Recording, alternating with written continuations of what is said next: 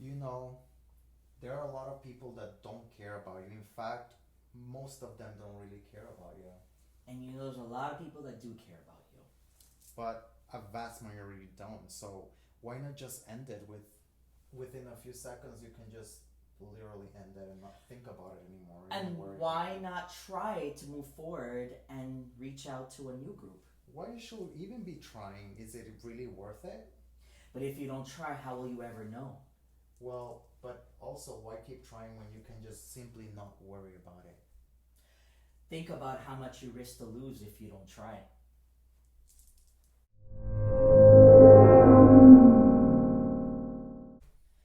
Good morning and happy Monday. With today's video, we like to address the Suicide Prevention Month because it's the month of September. But before I begin, I just want to say that just because it's September and they deemed that this would be the month for it, it's not just one month of the year. It could happen at any time. So with that skit, you saw that we had a guest and there were two sides. Let's call it the angel and the devil, if you know what I mean. And, this is something, a struggle that many of us will deal with in our lives, whether it's suicide, whether it's life, or whatever the case is. And that's what I wanted you to take from there. So, we came up with some points of how to address Suicide Prevention Month, because we think it's important on this platform to bring that up. Marlon, let's start with point number one. Point number one is that you belong, right?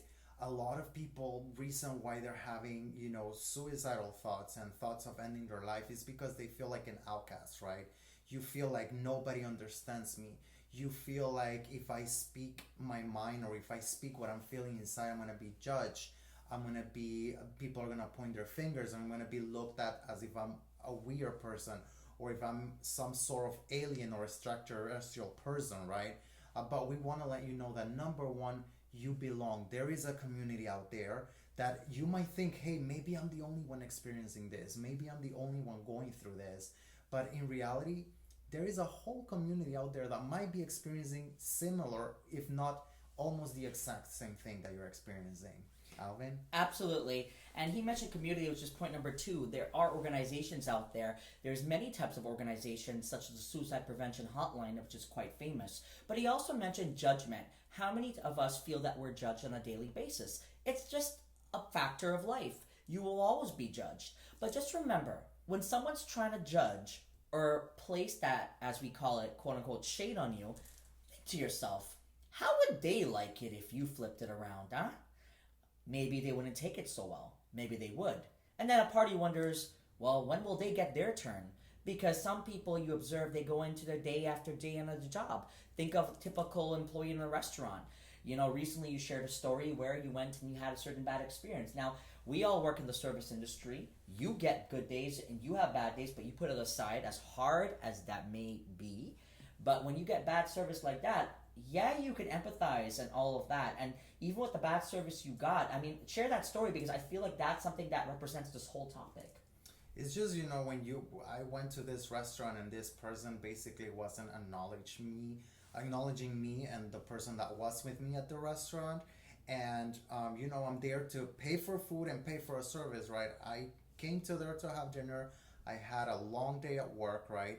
And this person, whatever trouble she was going to, it seemed to be lashing it out at me and at the person that we were there in that table, right? So, with that being said, it doesn't matter if you're going through a rough path, you have to make sure where to channelize the right things that you're feeling, right?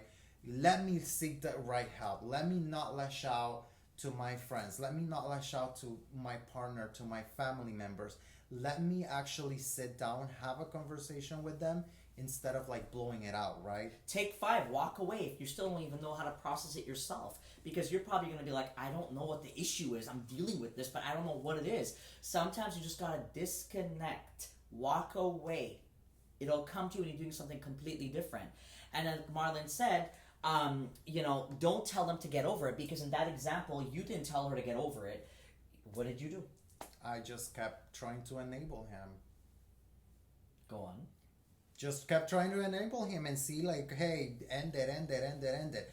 The point here is for the people on the other side of the aspect, if you're the one hearing them and you're the one listening to your partner that wants to commit suicide, that's going through trouble, don't tell them to get over it. Actually sit down, listen with an open mind, listen without being judgmental, listen with, I always say something and can't stress it enough. It's different to listen to respond than to listen to comprehend. So in order for you to make a difference in that person's life, so you have two aspects, right? You have the person who is going through the trouble, and then you have yourself as the person who is listening and taking all of this in. It's important that you stress to them that they're not alone, number one, and number two, that you're not there to judge them, right? That you're there to actually provide support in whatever ways and means possible, as to your best of your knowledge, so that they feel welcome and they feel like, hey, this person has my back, right? Which that actually take us to point number 4, which is reach out to others. If you are in the other side of the picture, right? If you're the one that feels left out, if you're the one that feels like an outcast, right?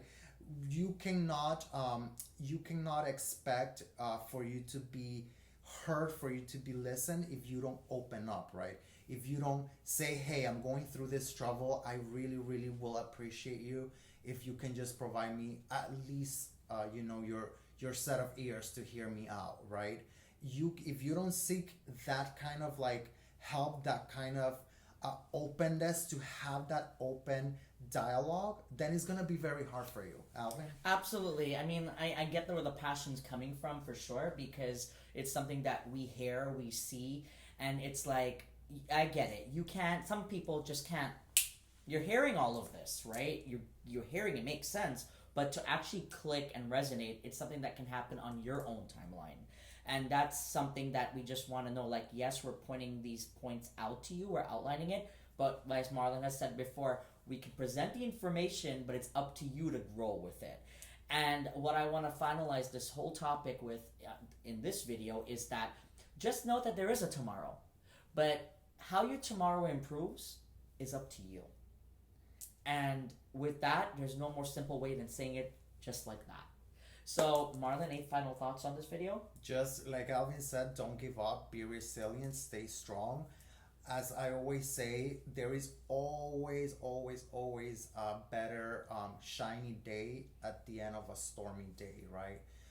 We're here in Florida in hurricane season, right? And I don't think I ever seen a hurricane last for a full month. Usually they form, they last for about a week and a half at most if it's a very powerful storm, and then they eventually die out. And it's the same thing with any and every single situation in life. You might be experiencing a personal storm in your life, but do know that that storm eventually, just how it started, it will also end. So don't give up.